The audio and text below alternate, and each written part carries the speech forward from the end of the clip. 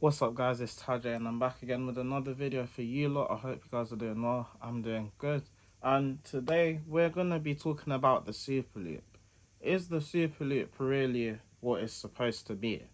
Or is the Superloop actually a Superloop? Many of you may already know the answer to this question and many of you may not. But I'm here to dive into this a bit more. So if you're interested, be sure to give this video a like, comment below, share your thoughts, and of course tell a friend about this channel and subscribe. Let's get into it.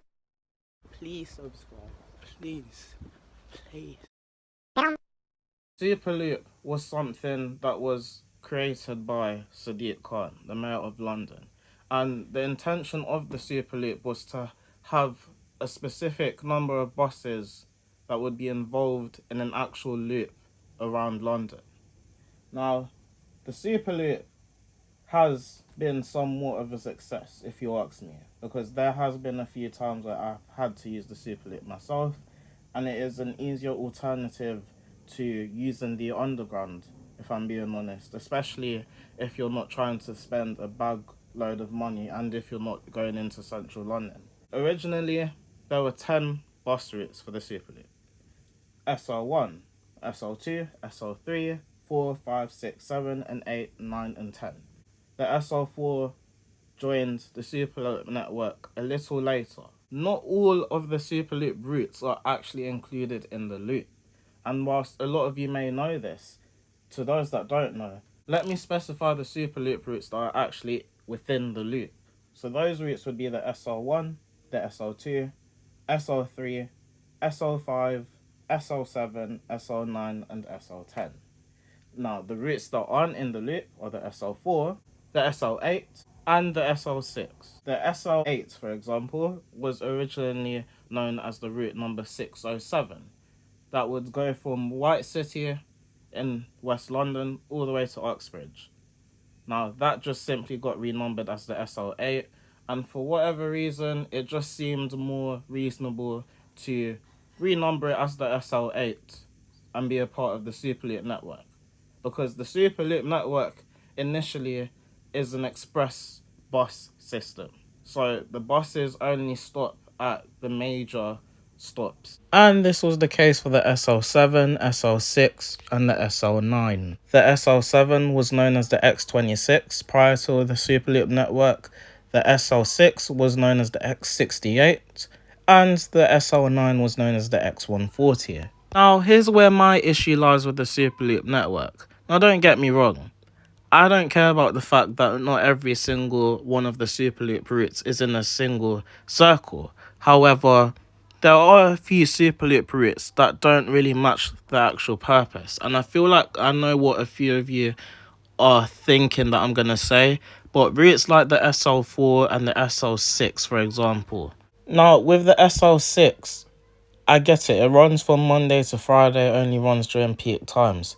But my thing is, since the Superloop network has been introduced, they could have made some sort of alterations and make the route run Monday to Sunday like its counterparts. It's fair enough it runs express from Waterloo all the way to West Norwood, but at least make it stop at the major stops instead of making it follow the 468 all the way down to Croydon. And then with the SL4, its only express section is the section where it uses the Silvertown Tunnel. Fair enough, the Silvertown Tunnel's being put to use, but at least make it run express towards Grove Park even. Shoot, why are there no plans to even extend it to Bromley so it can connect with the SL5? And the annoying part for me is that you've got the 261 that literally follows the SL4 from Lee all the way down to Grove Park. Fair enough, the SL4 would be too long of a route if it went all the way to Bromley, but it wouldn't be that long of a route if it just didn't stop everywhere. Like, just make it stop at the key places, like Blackheath, Lee. Make it stop at the key interchanges so people can have good connections towards other bus routes as well as train lines. Now, with the BL1, even though it's supposed to be an extension of the Bakerloo line or whatsoever it's supposed to be, it still serves its purpose running as an express route along Old Kent Road from Waterloo down to Lewisham. that does its job. And I've seen it rammed on weekends anytime I've gone down Old Kent Road in my spare time. And it's being put to use. And that is what an express bus should be. Only serving the key interchanges so that the journey time is reduced and you can get to where you're going to faster than actually using a bus that stops at every stop. Also, a cheaper alternative to using the train. Now, TfL want to bring in more Superloop routes, and I'm sure a few of you have heard the proposals of routes like the SL12, the SL14, and etc. And I don't mind this. But clearly they are divergent away from this whole idea of a loop. I mean, they've tried, but I think they've realised they can't essentially get it in the way they want to get it, which is understandable. There's trial and error involved in these things. However, again, as I said in the beginning, I'm not really bothered whether the routes are in a full loop. I'm just more concerned over the fact that, are we going to keep these routes as express buses, or are we just going to have these routes call at every single stop like the original buses that run down the road and reduce their PVR so people can use the Superloop more? Anyways, I don't want you guys to think I'm complaining about every single thing about the Superloop in this video. I mean, that's not what I'm here to do. Shoot, I mean, the Superloop is a success. Certain routes like the SL1, the SL2, they have deemed to be a success. One of my favourite routes is the SL1 because even for me, it works to my favour. It just does the job, gets you from A to B like it's supposed to. It serves its purpose as a Superloop. I'm sure the SL7 does the same, the SL9, the SL8 even, you name it. I'm sure those of you that have a Superloop route local to you even, you probably find yourself on that route compared to the route that stops everywhere else. We've even heard of some promising Superloop routes that will be joining the Superloop network, like the SL12 that will be running from Gants Hill to Raynham.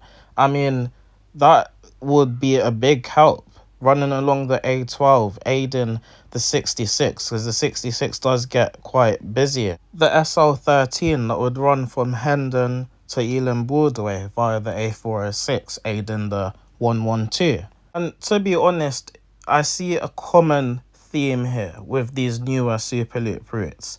And it seems like TfL want them to run along a lot of bus routes that run across a busy dual carriageway.